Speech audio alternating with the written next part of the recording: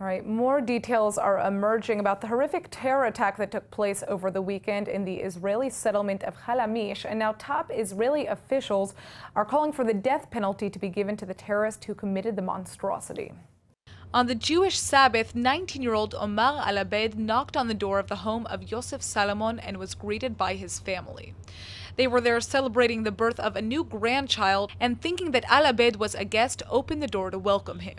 This is when the young Palestinian from the West Bank village of Kobal launched a fatal stabbing attack on the family. 70-year-old Yosef Salomon was killed along with two of his children, Chaya and Elad. An off-duty Israeli soldier living nearby heard his neighbor's screams during the attack and rushed to the house, where he then opened fire on the terrorist through the window.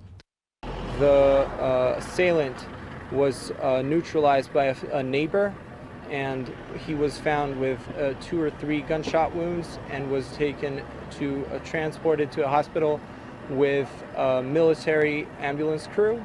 Al-Abed is now being treated in an Israeli hospital for his injuries, along with Tova Salomon, who he severely wounded in the attack. Now, top Israeli officials are calling for the death penalty to be applied to the Palestinian attacker, including Justice Minister Ayelet Shaked and Defense Minister Avigdor Lieberman.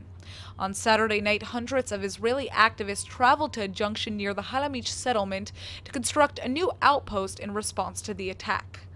According to Ynet News, security forces watched as the activists blocked the road to Palestinian traffic with a caravan vehicle and began construction. Those are some of the Israeli responses, but on the Palestinian side, the father of Omer Al-Abed is denying that his son bears moral responsibility for the attack. أنا رأيي باللي صار بعرفش طبعا عنه شيء، يعني أنا برفض أي عملية لأنه أولادنا صغار، يعني مش هالأولاد اللي بس هو أنا بحمل طبعا المسؤولية مش لابني، للاحتلال.